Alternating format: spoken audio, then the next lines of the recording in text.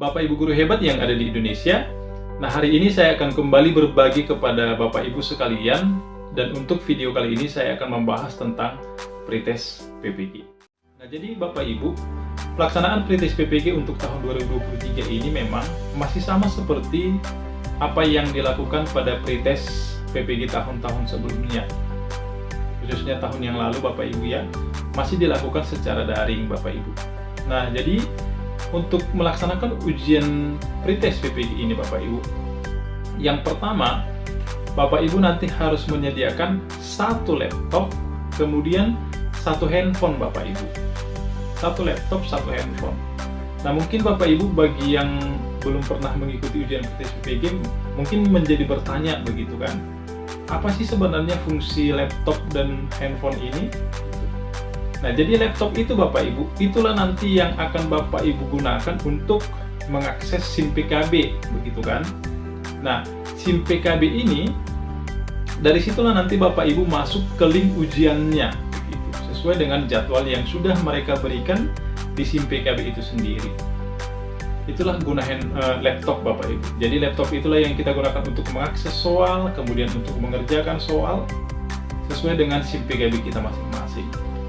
Nah, lalu pertanyaannya, apakah guna handphone itu Bapak Ibu?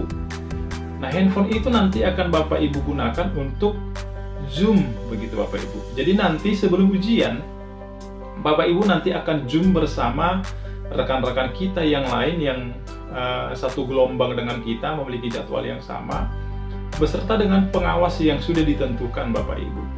Jadi nanti ketika Bapak Ibu ujian, handphone itu nanti akan diletakkan entah itu di belakang kita, entah itu di samping, kiri atau kanan, begitu Bapak Ibu, sesuai dengan arahan pengawas kita masing-masing, begitu. Nah, lalu handphone tadi itu kan sudah tersambung dengan Zoom ya Bapak Ibu ya. Nah, jadi Zoom itulah nanti, handphone itulah nanti yang menjadi CCTV mereka Bapak Ibu.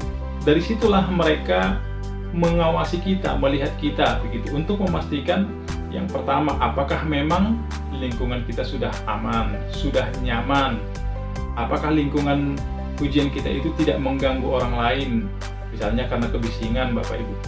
Tentang kebisingan ini Bapak Ibu, ini harus memang menjadi perhatian serius bagi kita. Karena bagaimanapun Bapak Ibu, kadangkala yang menjadi masalah adalah kita tidak sadar bahwa kita sudah melakukan kebisingan itu, begitu.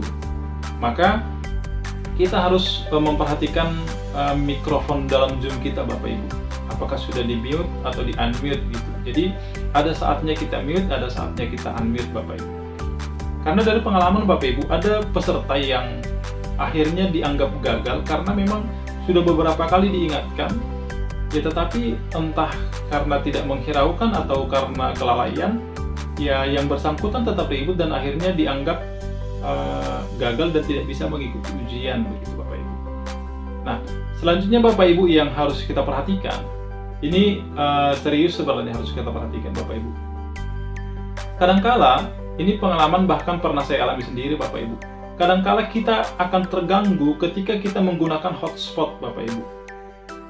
Jadi kan kadang-kadang kita menggunakan data dari handphone kita, lalu disambungkan ke laptop yang kita gunakan tadi untuk ujian, begitu Bapak Ibu.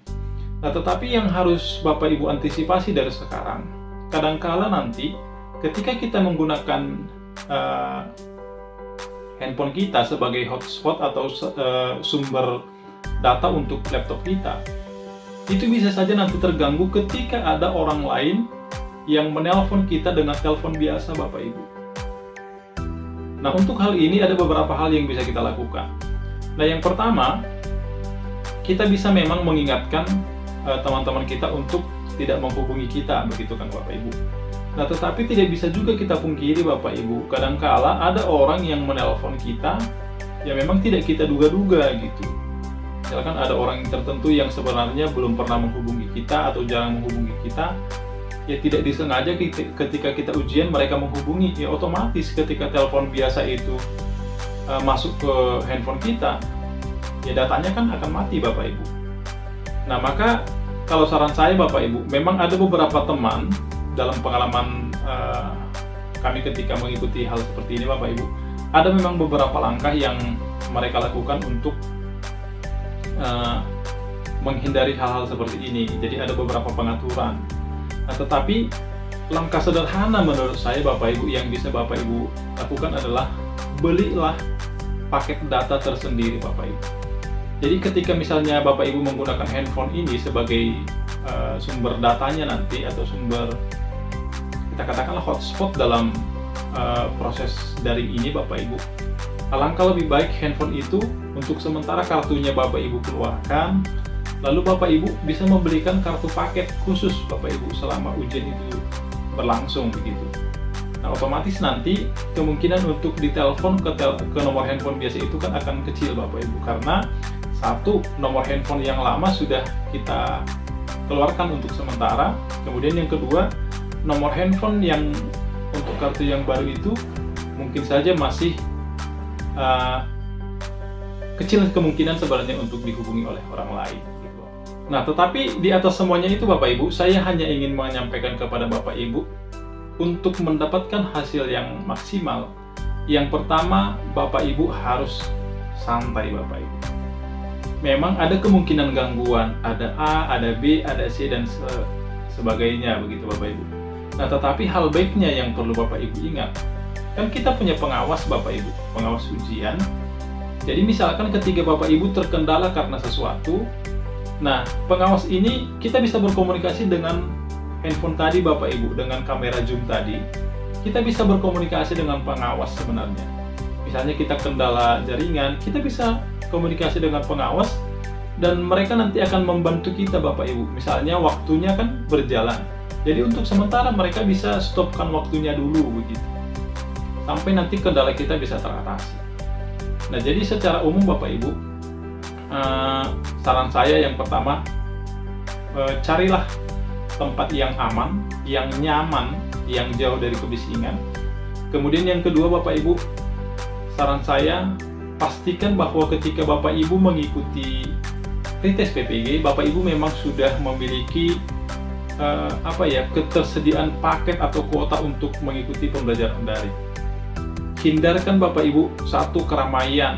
Yang kedua, hindarkan menggunakan sumber data yang sifatnya ketergantungan, misalkan wifi kita misalnya menumpang di tempat-tempat tertentu yang menyediakan wifi gratis misalkan, itu sangat riskan Bapak Ibu.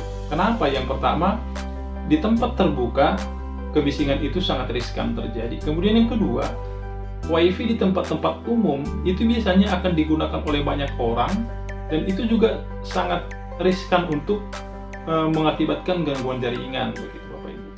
Nah, jadi harapan saya semoga nanti Bapak Ibu yang ujian pretest PPG semuanya sukses, semua kendala teratasi. Saya percaya ketika Bapak Ibu optimis, ketika Bapak Ibu sudah mempersiapkan diri dari hari ini, niscaya apapun yang akan Bapak Ibu harapkan akan bisa berjalan dengan baik. Semoga ujiannya sukses Bapak Ibu, semoga lulus pretest PPG, masuk PPG, dan menjadi guru-guru sertifikat.